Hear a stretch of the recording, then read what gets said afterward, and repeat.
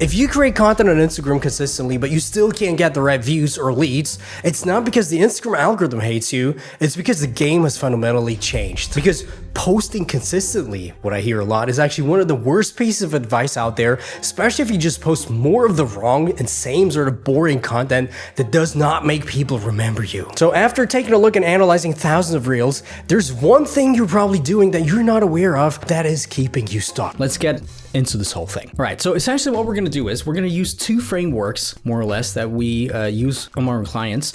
One of them I call the on-off framework, and the other one actually being called Scamper.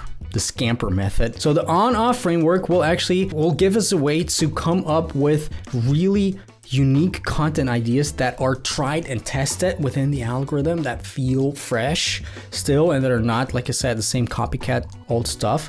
And then we're gonna use these ideas, these different ideas that we get, and generate multiple concrete video and post ideas from one general idea. So maximizing the output, maximizing everything. And this whole thing starts with, actually, usually people come ahead, they know, okay, I need to create content pillars.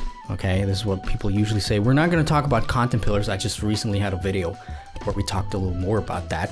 But people usually are aware of this by now. And they're like, okay, I need to find some content pillars. I need to do some research within our niche. And what they do is they just, let's say, they're a fitness creator. So what do? They go and take a look at all the other fitness creators out there.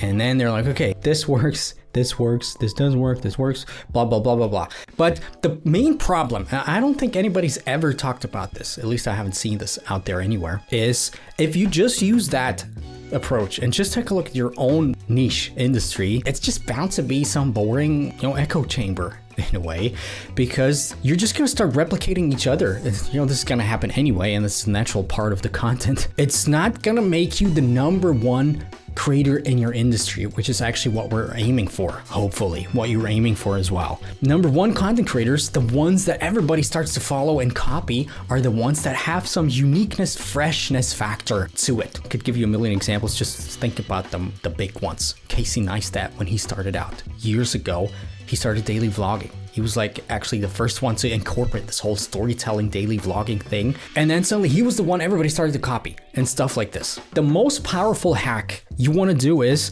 instead of looking just vertically down there, you actually want to take a look at this whole thing sideways. There you go. So not just in your industry, but somewhere totally outside your industry. And if it's the further, the better, actually, thinking about this. So for example, like I said, you're a fitness creator, take a look at DIY content, for example, or travel content that's right now working, or even something totally unrelated. I mean, DIY content is unrelated, or tech, right? Something that's just totally different. And then you'll find some elements from these things and wrap them around your own niche. In your own content. I'll show you in a second how to actually go about that using all these things. But that's the gist of it. I'll give you an example from one of my clients recently. She's she's in the financial space, teaching people or talking about personal finance, stuff like this. And these topics usually are very heavy. And if you see one of the finance videos of finance content, you can recognize it. They're pretty similar to each other. What she did was, though, she went ahead and took a look at cooking channels, used some elements and wrapped them around the whole finance stuff. She saw, for example, the recipe style videos that have like a step-by-step approach in there, and making sort of intimidating topics pretty easy and simple to understand. Because for me, cooking, very intimidating, mixing stuff together. Same thing she did in a similar manner with her budgeting and investing. And suddenly, guess what happened? Well, here's actually what happened. Let me show you some of the stats. So pretty cool, way more views, way more shares, and suddenly people started commenting more and saying, wow, you're just something new. You're something I was searching for all the time. You're different than the others. Even though she's still talking about the exact same topics. That's why I want you to understand. Now, before I show you this exact process hands-on, if you want to join me and have me look at your content, your business, and then we'll actually build and execute a plan, I have a 6-week cohort coming up where I'll take a small group of people through the whole process, super hands-on. We have amazing results, and yeah, we just have a few spots left, so link is down below. if you're interested. But let me show you how to actually do that using what I call the on and off framework. Okay. There's lots of ons and lots of offs. So essentially what's going on, the first step we're gonna do is we're gonna start to do research. By the way, this is content market research. We're gonna start to do it on platform. This is what people usually do, and only this. This is why it's kind of boring. So actually, let me just take my phone, go ahead, and I'll show you what to do. Okay, so for example, the first thing that you want to do is go ahead, type in whatever broad topic you have from your niche, self-development, for example, and just take a look at what's happening. What's happening on Instagram, if that is your main platform, you know, pictures. One pattern that I see, by the way, just looking at this and knowing it, you know, from working with some people, in the self-development sphere, content that's not video content first actually gets recommended a lot. But yeah, so that's the first thing you want to do. Understanding your niche and your industry on platform. Who are the big creators? What are the emerging creators? What type of content do they do? And what are their pillars, right? And what are their elements and even styles, structures they use for videos? Do they use shorter videos? Do they use longer videos? What's going on? So the first important thing is becoming sort of a master of knowing what's happening in your industry. Because if you don't know that, obviously it's not going to be possible for you to become the #1 household name in there. So that's the first thing I want you to do. The second thing is actually hidden in some of the accounts. Some Instagram accounts have it, some don't, because Instagram is weird. We know that. But you want to go into your professional dashboard, and then you'll see something called inspiration down here. So if you click to the inspiration, there's also multiple ways to kind of help you out. First of all, you're going to see similar content to your own content that Instagram shows you. So just going through that, it'll help you come up with content ideas. How to film your videos as an artist. Cool. Best business you can start with, no money at age, blah, blah, blah. Okay. So don't post risks. There you go. Pretty cool. Then there's another thing that's really, really important that kind of goes to the next step that we're about to talk about. Other content that's popular with your followers. We're not going to talk about that yet, but just remember that. And then there's some suggested content. Then there's also accounts that Instagram thinks are similar to you or suggested for you to create similar content. So that's the one thing. Like I said, we start with the inspiration tab, then similar accounts. That's just the first part of this whole thing, because the next part is actually the off, which is in this case, guess what?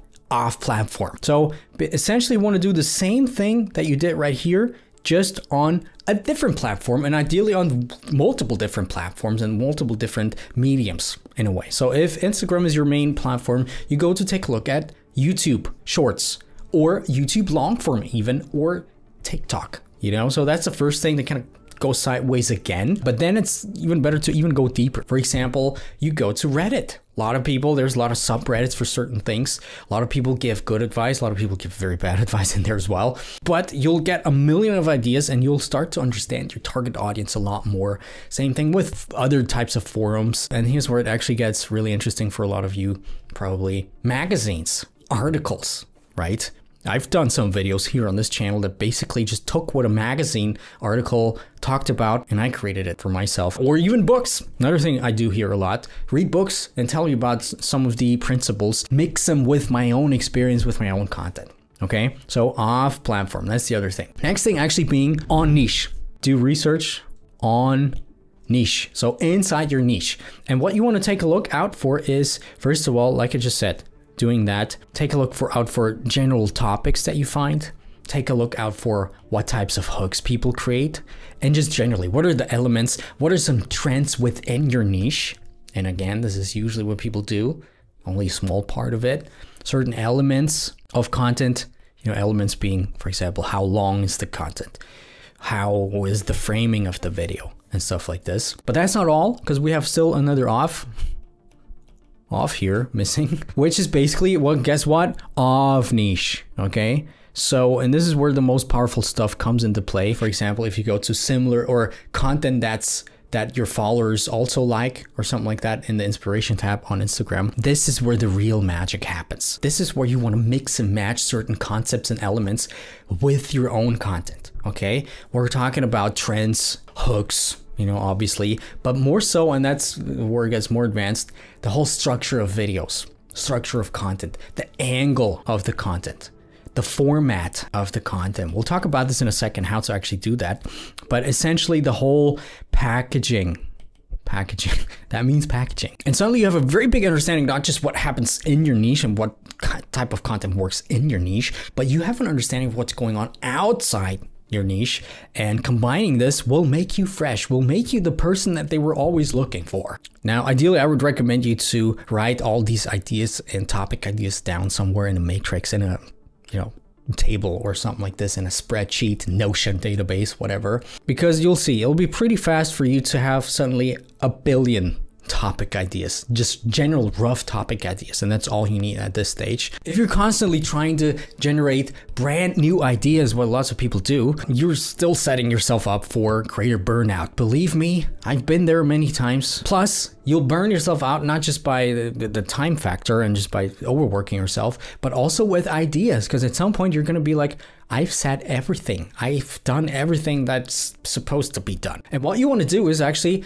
try to find out different angles, essentially repurpose one idea to become at least 10 different content ideas. Right, so at this point, you should be aimed with one of the most powerful frameworks. And if you follow through with this, you'll never ever run out of content ideas again. Actually, you'll have way too many content ideas to finish your life with, basically. And if you follow these, there's no way that you're not gonna increase your views, your reach. However, and I wish I didn't have to say this, but the Instagram algorithm especially is still sometimes really weird, and even if you follow all these steps and have this awesome, suddenly start creating this awesome content, you still could end up getting nowhere because the algorithm just suppresses your reach. So to make sure this doesn't actually happen, watch this video next and get your content game really to the next level.